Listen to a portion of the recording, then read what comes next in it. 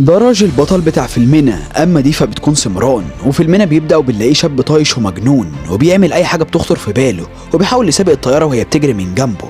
لا وكمان ده بتاع بنات، وكل يوم مع واحده جديده. وتاني يوم فبيصحى من نومه متاخر ولازم يروح الجامعه بتاعته، وفعلا بيوصل هناك علشان يحضر حفله تخرجه، لكن بيكتشف انه راسب زي كل سنه. ولما بيرجع البيت فابوه بيحتفل معاه بمناسبه انه سقط، وبيقول له انا وكل اجدادك كنا فاشلين في الدراسه، وبيهنيه علشان طلع زيهم. لا وكمان ده بيكافئه وبيوافق ان هو يسافر لاوروبا علشان يعيش شبابه ويستمتع. اما سمران فبتكون ناجحه ومتفوقه في حياتها، وبتاخد المذكره من ايد امها علشان ما تعرفش ايه اللي موجود جواها، وبعدها بتقول انها مستنيه فارس احلامها اللي هيجي ويخطف قلبها. فامها بتقول لها انت شكلك كده بتحلمي، لان ما فيش حد بالمواصفات اللي انت عايزاها. ومن ناحيه ثانيه ده بيكون بلديف ابو سمران، وبيروح لمراته لاجو بعد ما بيستلم جواب من صديق عمره انجيت. وسمران بتقرا الجواب وبتكتشف انهم عاوزين يجوزوها لابن انجيت، فبتكون متفاجئه جدا وبعدها بتسيبهم وبتمشي. وبلديف بيكون فرحان وفاكرها مكسوفه وموافقه على الجوازه، وامها بتخليه ياخد رايها لكن بيرفض يسمع كلامها. وتاني يوم فسمران بتقابل صاحبتها وبتعرف انهم رايحين رحله سياحيه لاوروبا، فبترجع البيت وبتبلغ امها وبتكون عاوزه تسافر لمده شهر، لكن امها بترفض علشان ابوها مستحيل يوافق. وفي نفس الوقت ده فبلديف بيقفل المحل بتاعه وبيلاقي شاب عاوز بيره، فبيرفض يديها له لان مواعيد العمل انتهت. فبيرجع لصاحبه راج وبيعرفه كل اللي حصل. فراج بيروح لبلديف وبيمثل ان هو تعبان وبيكون عاوز اسبرين علشان يخف، وفعلا بيصعب عليه. واول لما بيدخل المحل فبيديله العلاج، ولكن بيكتشف ان هو ضحك عليه وغرضه من الاول ان هو ياخد البيره. وساعتها بلديف بيتضايق جدا وبيطرده لبره المكان، لكن راج بيصمم وبيخطفها منه وبيرمي له الفلوس وبيجري لبره المكان وبيروح لاصحابه وبيهرب في العربيه في اللحظه الاخيره. وده بيخلي بلديف يرجع لبيته وهو متضايق من اللي حصل، وبيحكي لمراته عن الشاب اللي ضحك عليه وقدر يهينه. وتاني يوم فسمران بتصلي وبتكون عماله تدعي، وفي الوقت ده ابوها بيشوفها فبتستغل الموقف وبتطلب منه انها عايزه تطلع رحله لاوروبا مع اصحابها، وانها هتكون اخر سفريه قبل ما تتجوز الانسان اللي هو اختاره لها. وفعلا بيوافق على كلامها علشان ما تزعلش. وتاني يوم فبيجي ميعاد السفر، وراجو وسمران بيوصلوا محطه القطر متاخر، وهو بيدخل القطر في اللحظه الاخيره. واول لما بيشوفها قدامه فبيعجب بيها جدا وبيحاول يساعدها وبيخليها تركب معاه، وبيمثل ان باب الكابينه اتقفل علشان يستفرد بيها. وبعدها بيقرب منها وبيكون عاوز يتعرف عليها، وبنكتشف انهم طالعين في نفس الرحله مع بعض. وسمران بتكون متضايقه جدا علشان تصرفاته كلها غريبه. وساعتها شينا صاحبتها بتفتح الباب عليهم بكل سهوله، وسمران بتروح معاها وبتسيب راجو قاعد لوحده. ولما بيجي الليل فبتكون سمران واصحابها حاضرين في حفله، وراجو واصدقائه بيدخلوا في نفس المكان، وبيروح يتكلم مع شينا صاحبتها وبيقول لها ان هو احسن واحد بيعرف يعزف بيانو. وسمران بتحس ان هو كذاب وبيعمل عليهم افلام، فبتطلع المسرح وبتقدمه للناس كلها علشان تحرجه، وهو بيكون متفاجئ جدا من اللي حصل وبتقول له قابل يا معلم ورينا انت هتعمل ايه. وفعلا بيفاجئها وبيطلع عازف بيانو وبيبهر الناس كلها، وبيفضل يغني وبيرقص وبيقدر يقدم فقرات، ومحدش بيكون مصدق اللي هو بيعمله. وفي الاخر بيخلي سمران تطلع المسرح غصب عنها، وفي النهايه بيعاقبها وبيوقعها على الارض وبيسيبها وبيمشي. وتاني يوم فرج بيقابلها وبتاسف لها على كل حاجه عملها في الحفله، وبيقدم لها ورده كاسلوب اعتذار، لكن بنكتشف ان هو مقلب. وبعدها بيطلع يجري مع صحابه، ومع الوقت فبيشوفها في بازار سياحي وهي بتشتري هدايا من المكان، وبيفضل يعطلها ويضايق فيها كالعاده لحد اما القطر بيفوتها وما بتقدرش تلحقه. وساعتها بنلاقيها بتعيط وهو بيكون فرحان جدا لان اختته بتنجح في كل مره،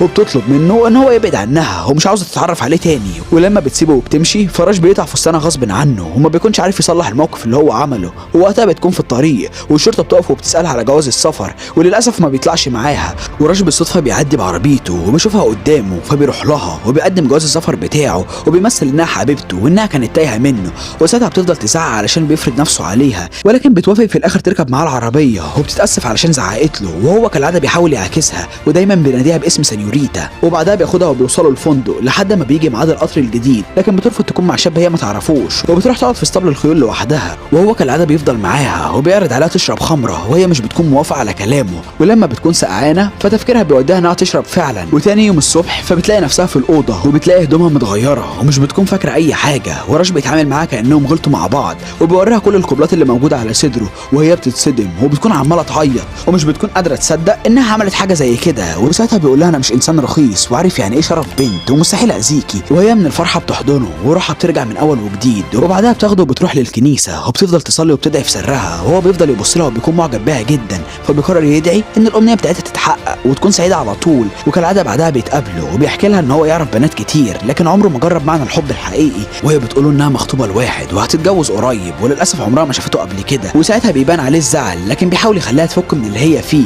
وتاني يوم فبترجع لاصحابها وبتسمع صوت الموسيقى اللي هو بيعزفها، فبتروح تتكلم معاه كالعاده بشكل طبيعي لكن بيبص لها وبيقول لها انا باين عليا كده وقعت في حبك. وبعدها بيضحك اول لما بيلاقيها اتفاجئت وبياخد الموضوع بهزار وبيقول لها انا ما اقدرش اعيش مع بنتي طول العمر ولازم اغير دايما. ولما بتسيبه وبتمشي فبيقول لو بتحبني فهتبص وراها، وفعلا بتبص له ومن هنا بيتاكد انها بتحبه. وبعدها بيرجعوا لندن بعد ما الرحله خلصت وهما الاثنين بيتفقوا انهم يكونوا اصحاب على طول. وبيديها الهديه اللي هي اشتريتها من هناك، ولما بتعزمه على الفرح بتاعها فبيقول لها مستحيل احضره وبيقرر وقتها يسيبها ويمشي. وسمران ساعتها بتستغرب جدا لانها اول مره تحس بحاجه غريبه هي مش فاهماها. ولما بيجي الليل فبترجع للبيت وبتسلم على اهلها، وبعدها بتقعد مع امها وبتعرفها انها لقت فتى احلامها اللي هي دايما بتدور عليه واللي بتتمنى تكمل حياتها معاه. لكن بتتفاجئ ان ابوها واقف قدامها وسمع كل كلامها وبيقول لها انت خنت ثقتي فيكي وانت كرامتي. وبيعرفها انها بكره هتسافر الهند علشان تتجوز كولجيك. وسمران بتفضل تعيط ومش بتكون عارفه تتصرف ازاي. ومن ناحيه ثانيه راج بيحكي لابوه ان هو حب سمران والمشكله انها تتجوز قريب، فبيقول له اتمسك بيها ودافع عن حبك وما تخليهاش تضيع من ايديك. وثاني يوم فبيروح للبيت بتاعها وبيعرف من جارتهم انها سافرت الهند علشان تتجوز، ومن هنا بيلاقي الهديه بتاعتها وبيتاكد انها سايباها له. وفي نفس الوقت ده فسمران وابوها بيرجعوا الهند والعيله كلها بتستقبلهم بعد غياب طويل. وبيقابل صاحبه انجيت وبيتعرف على بنته بريتي، وبعدها بيشوف كولجيك خطيب بنته وبيكون فرحان جدا. ولما سمران بتقعد لوحدها فبتحاول امها تهون عليها علشان ما تزعلش وبتطلب منها انها تنسى راج ولازم تفكر في سعاده وكرامه ابوها. وسمران فعلا بتتاثر بكلامها وبتفضل تعيط وبتوافق في نهايه الامر على الجوازه. وتاني يوم الصبح فبتصحى على صوت المزيكا بتاعت راج فبتجري في اتجاه المكان اللي جايه منه الصوت. ووقتها بتكتشف ان الهديه بتاعتها متعلقه في البقره وبتكون متفاجئه جدا من اللي حصل. وساعتها بتلاقي راج موجود قدامها وبتطلع تجري عليه وبتحضنه ومش بتكون قادره تصدق نفسها وبتكون فرحانه جدا وبتطلب منه ان هو ياخدها ويهرب من المكان لان الخطوبه بتاعتها خلال يومين والفرح بعد اسبوعين. لكن راج بيرفض وبيكون عاوز يتجوزها بموافقه ابوها وبيقول لها خليكي واثقه فيا وانا مستحيل اتخلى عنك. وتاني يوم فبيعمل كمين لكولجيت وبيخليه يقع في المصيده ومش بيكون قادر يتحرك، وساعتها بيقرر ان هو يساعده وبيبان قدامه ان هو بطل. ووقتها بيقعدوا مع بعض وكولجيت بيشكره لانه انقذ حياته. وهو لما كولجيت بيعرف انه غني وعاوز يفتح مصنع بيره فكولجيت بيقرر ان هو يقرب منه وبيصمم ان هو يعيش في بيته ويحضر الفرح بتاعه. وفعلا بيرجع للعيله وبيعرفه على كل اسرته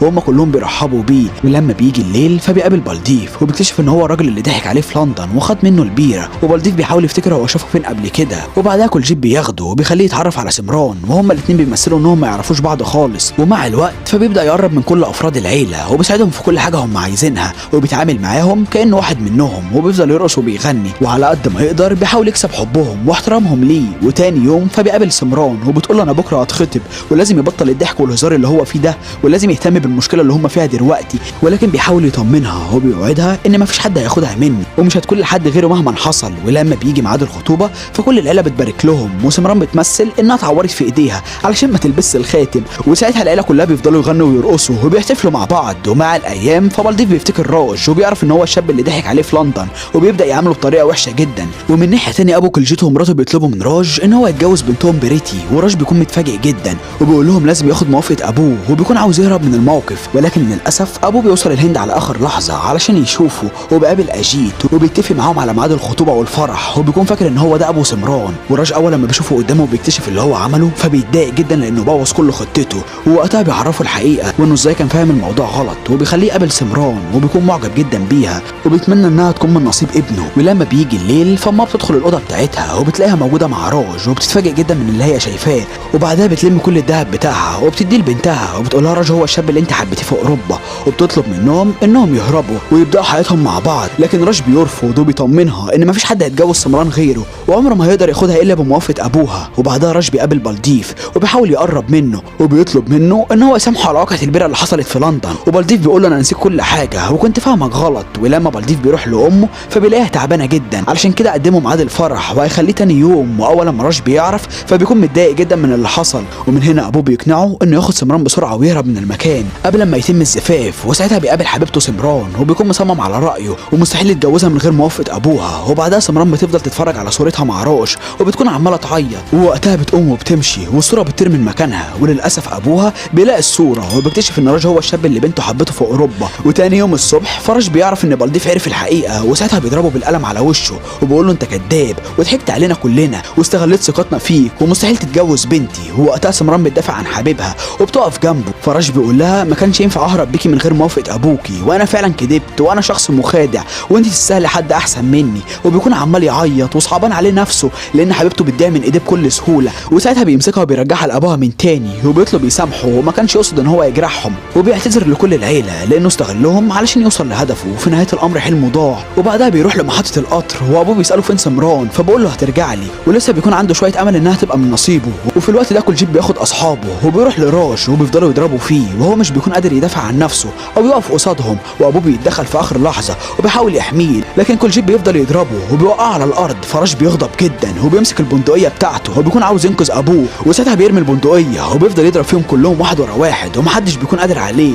وفي نفس الوقت ده فبلديف بيعرف ان راج وكلجيت بيتخانقوا مع بعض، ولما بنرجع لراج فبنلاقيه مصاب وبيفضل يضرب فيهم كلهم بدون رحمه وبيندمهم على كل حاجه عملوها ومحدش بيكون قادر يقف قدامه. وبلديف بيحاول يمنعه وراج بيوقف نفسه قبل ما يضربه، وابوه بياخده علشان يسيبوا القريه ويمشوا. وفعلا بيوصل القطر المحطه وبيركبوه وبيفضل يبص لبلديف كانه بيترجاه علشان يوافق. ولما سمران بتجري عليه فابوها بيمسكها، وساعتها القطر بيتحرك قدام عينيها، وساعتها بيسيب ايديها وبيقول لها تروح لراج لانها مش هتلاقي حد في الدنيا يحبها زيه. وفعلا بتطلع تجري وراه وبتكون عاوزه توصل له، وراج بيحاول يساعدها لحد ما في النهايه بيمسك ايديها وبيخليها تركب معاه وبيشاور لابوها وهو بيرد له التحيه، وهما الاتنين بيتجمعوا من تاني وبيكملوا حياتهم مع بعض. ومن هنا بيخلص فيلمنا. انا مينا اسحاق. فلو عجبك الفيلم فما تنساش تحط لايك وتشترك في القناه وتفعل زر الجرس علشان يوصلك كل الملخصات النهاريه، وما تنساش تعمل متابعه على صفحه الفيسبوك علشان تقول لنا على الافلام اللي تحب نلخصها لك. اشوفكم الفيلم الجاي. سلام.